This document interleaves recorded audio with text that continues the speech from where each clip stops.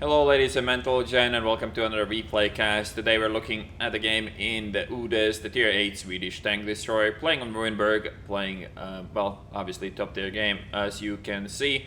Starting off by taking this position by the fence. This bush allows you to remain unspotted, and because of the low profile of the tank, I don't think the Bulldog could have seen me, but actually he could, so never mind. The 69 isn't looking this way for some reason. He should be loaded and should be shooting me right in the face, but he's not doing that, so that's good for me. I managed to back up a bit, and we'll probably shoot him once we are into siege mode again. Can't really aim it in time. Probably shouldn't bother shooting unaimed. I could have just waited and shot the OA for guaranteed damage, but then again, the T69 is a bit a bit higher priority than obviously an OA.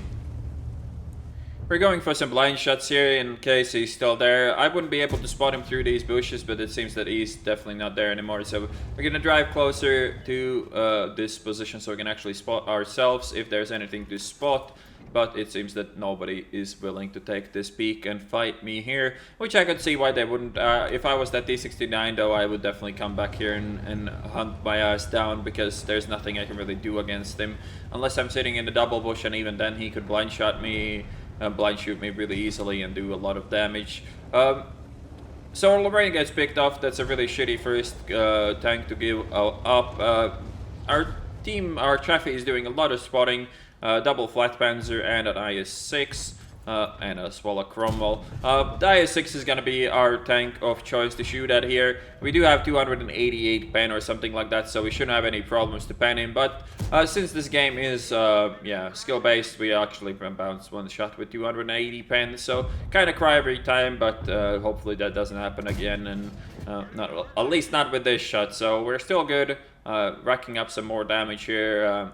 Still not sitting on too high of a damage total, but it is what it is, and we need to work our way up. Also, the score is quite even, 2-2. All their big tanks are in the city, and nobody's really fighting them properly. We do have that one VK 101P, but he should be falling back, which he isn't doing, so he's probably just gonna get wrecked really badly. So now I'm trying to abuse the view range and the camo of this tank to try to get the flat panzers spotted, but our Kanone Yak Panzer is doing that instead, so we should be able to do some damage here. Start off by picking one of the flat panzers. The Cromwell is out of reach, and the other one we might be able to get as well, but he dies before we can shoot at him.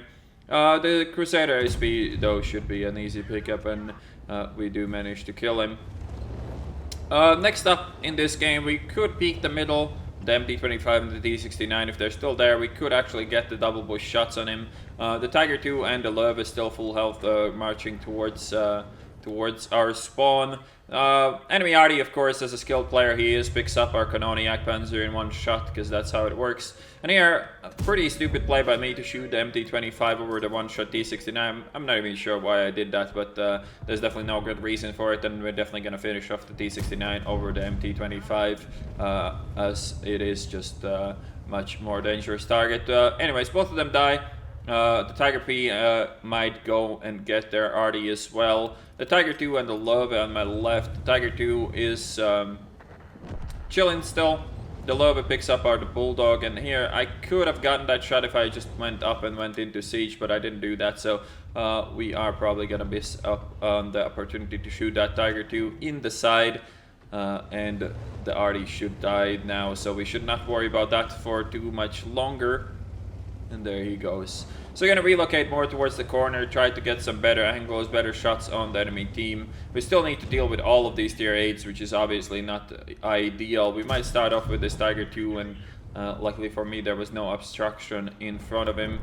Could go for the UDES. I don't really care which one of them I shoot. I just need to make sure I keep my gun singing, as the tank has low DPM and our team is just getting shit on in general. I mean, it's 10-9, but they still have their tier 8s pretty much intact, while we have 3 Artie and a Tiger P. So we're definitely not winning this game anymore, as long as our Artie doesn't like one-shot that UDES, which is extremely unlikely to happen. And we might actually be able to pick up this OI though, so that was gonna be at least something going for us here. I still need to deal with the Löwe. as we cannot leave him on my flank. He's gonna do spotting. We have no idea where the Cromwell is, and the Lova picks up our Tiger Priest, so that's also quite unfortunate.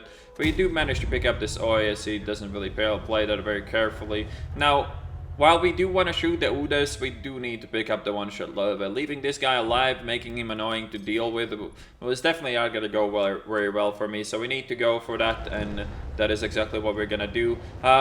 One thing I didn't notice here is that the UDES took a massive amount of damage, so I am gonna load the HE now, as I thought that he might still have a lot of health, and the HE might be something to win me the game. I need to take every risk I can in this game, and that definitely seems like appropriate risk to take.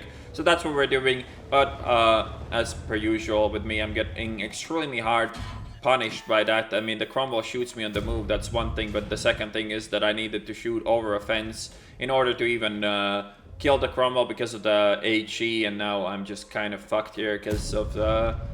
Yeah, because of that HE shot. If I had AP, I would have easily killed this Cromwell, but I had HE loaded, so that fucked me massively there. The T-37 is still fucking around with the 87 until that point where he dies, and now it's 1v2. Cromwell and the 87 against me, and there's no legit way I can kill this Cromwell with this tank. There's no way I can go around the corner and kill him. He can easily track me. While I still have a repair kit, he can just run around the corners, and there's nothing, absolutely fucking nothing I can do about it. So we cannot be bothered with this. We can just try to get away, try to put the distance between us again, and approach him from a different angle later. We could also just completely ignore him and go for the cap, which seems like a better play. Obviously not very smart to push all these lampposts down, but can't really focus on all the things at the same time. Now we're just looking where we're driving. We're gonna disengage the Cromwell. As I said, there's no real way we can go for him, and also at some point we will need to reset the base, so that's what we're gotta be going for at the moment. And would be nice to spot the 87. It's very unlikely to be able to spot him from the middle, but that's what we're gonna be hoping for, and afterwards we'll see what we can do next. We only have 1 minute 38 seconds left, which is still plenty of time. This tank is reasonably speedy, so it should be fine with us here, but we obviously cannot spot him. It was very unlikely that we would. Now we're going to be pushing up. We still have to obviously keep in mind that the Cromwell is going to try to hunt me down once I get spotted, but there's not much I can do. I can only take my chances, and that's what I'm going to do. Stopping here maybe to get the spot, but that doesn't happen either. Maybe I should have elevated my hull. Maybe that would have helped in order to be able to spot him, because he is there. Obviously, he's in the cap circle. He could have been in the close angle, like sitting by one of these houses, but that's generally unlikely, and there he is. But he's gonna spot me for that as well, obviously. And now, probably the smarter thing to do would be to get unspotted here and aim towards where the Cromwell could be coming from. That's probably gonna be either from the middle or, well, it probably would be through the middle. It could be through behind me, but that's a bit unlikely. And now we're actually gonna go for a flat-out trade with this guy just to get the reset and just get this game resetted a bit. We didn't even bother to go in siege because that would have just killed me there. And here comes the Cromwell. Second shot he hits on the move, and the third one he misses. So we live. 2 out of 3, you could call me that I was being lucky there, but at the same time he could have missed any of those shots, and I would have lived happily ever after. And here I almost killed myself. That was really stupid. But he gets spotted again. We're never gonna be able to shoot him in time, so we're just gonna fuck off. Try to play the strengths of our tank. We have plenty of time because we did reset him, so we can do whatever we want now, and it should all work out fine. So as you can see, this is like one of the only tanks I'm running binos and camo net on.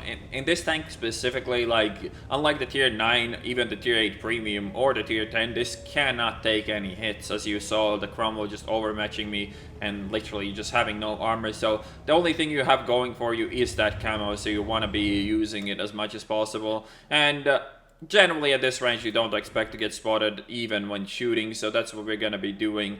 Pretty dodgy shots here, but this gun is one of the more accurate ones in the game, so we should be able to hit these with reasonable effectiveness. We do miss the second one, sadly. He has no idea where I'm at. He's kind of guessing completely wrong as well, so we should be able to get another shot here, which we do, and now he's a one shot. And this kind of complicates this game in a way. Well, not really complicates. I mean, obviously it's one shot versus one shot now, so this is gonna be a bit about mind games and stuff like that. I mean, I probably could just sit here and wait. He probably would move just because he would feel threatened about this, but at the same time, you can see his blind shots are so inaccurate that he probably has no idea where I'm at. I'm just driving closer to get those binos up, maybe change the angle slightly, but we cannot spot him anymore. So we're gonna be relocating once again and trying to spot him from a different angle to maybe get that last shot in there.